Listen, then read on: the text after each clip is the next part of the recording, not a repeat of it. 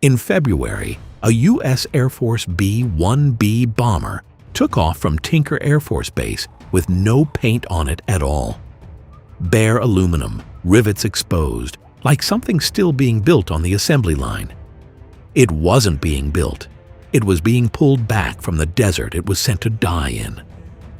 That aircraft had spent nearly 5 years sitting in the Arizona desert, retired, stripped down, parked among hundreds of other aircraft the Air Force no longer wanted to fly. Now it was being handed back its wings. Here's the question that should follow. Why would the Air Force spend 2 years and hundreds of maintainers' hours pulling a single bomber out of storage? At the same time, it's spending hundreds of millions of dollars upgrading the ones it already has? Retiring a fleet and expanding it don't usually happen in the same breath.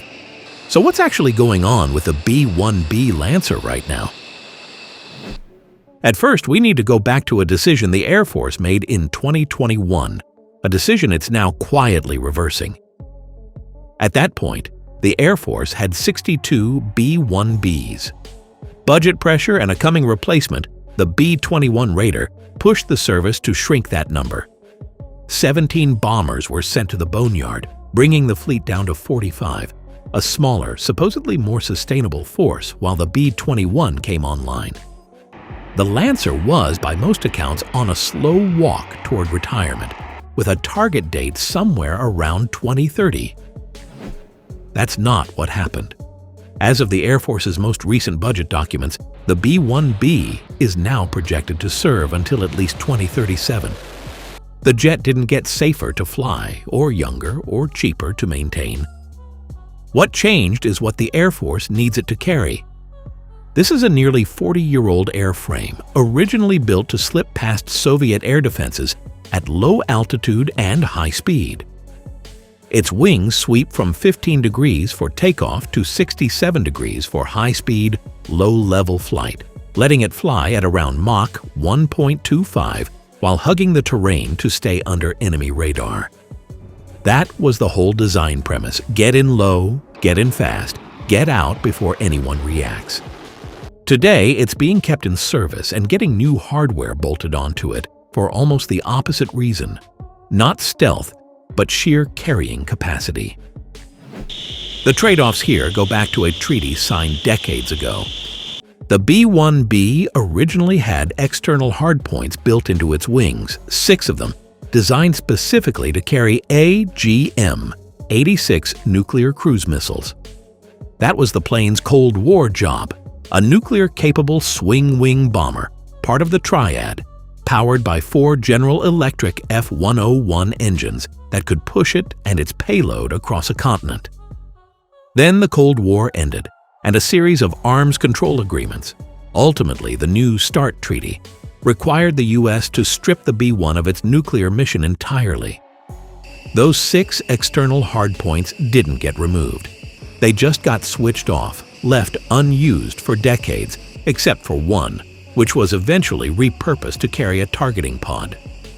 So for most of the last 30 years, the B-1B has been flying at a fraction of its physical carrying capacity. Not because the airframe couldn't handle more weight outside the internal bays, but because the mounting points for it were sitting there, legally inert. That's the problem the current upgrade actually solves.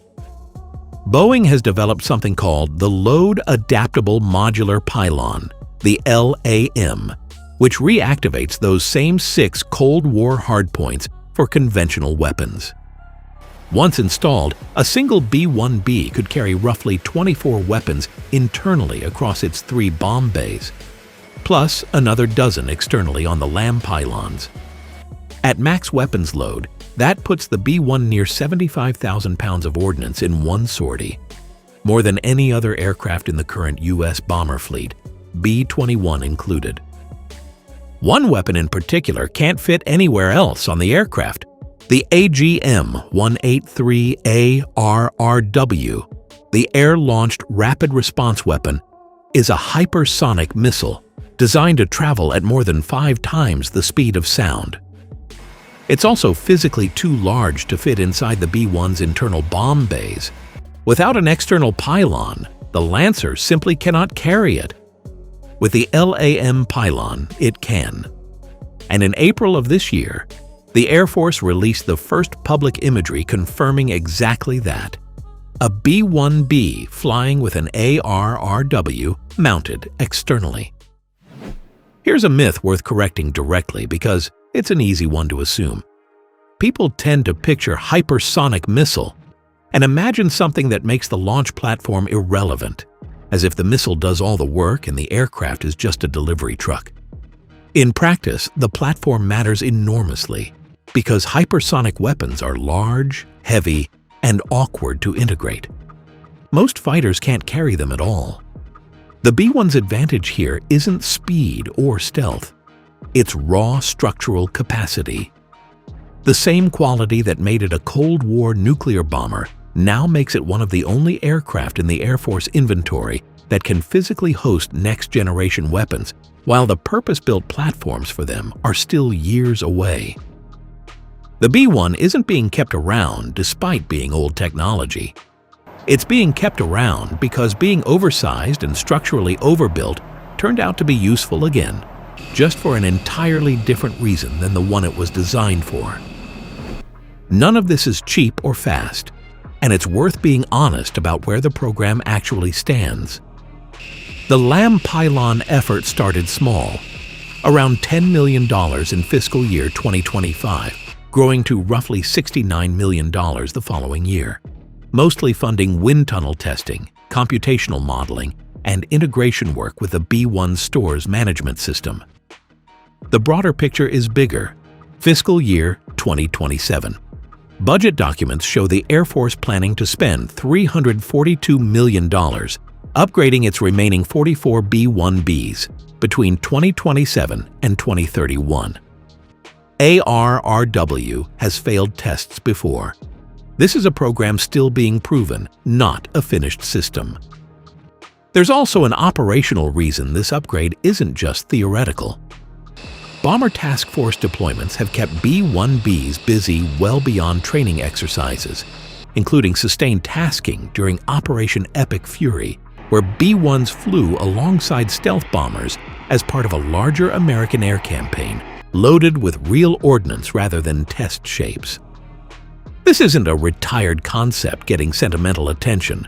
It's an aircraft flying combat sorties right now. Which brings us back to that bare metal jet taking off at Tinker. That bomber used to be named Rage. It arrived at the Boneyard, officially the 309th Aerospace Maintenance and Regeneration Group at Davis-Monthan Air Force Base. In 2021, one of the 17 bombers retired that year. It was placed in what the Air Force calls Type 2000 storage, preserved in a condition that keeps the door open to bringing it back if the fleet ever needs it, rather than stripped for parts or scrapped outright. In 2026, the fleet needed it. Another B-1B had been undergoing extensive structural repair work with Boeing at Palmdale, California, and that repair was taking too long and costing too much. The Air Force ran the numbers and concluded that regenerating a jet from the Boneyard would be faster and cheaper than finishing the repair on the damaged one. So instead of waiting on Palmdale, the Air Force pulled one out of the desert. The work wasn't small.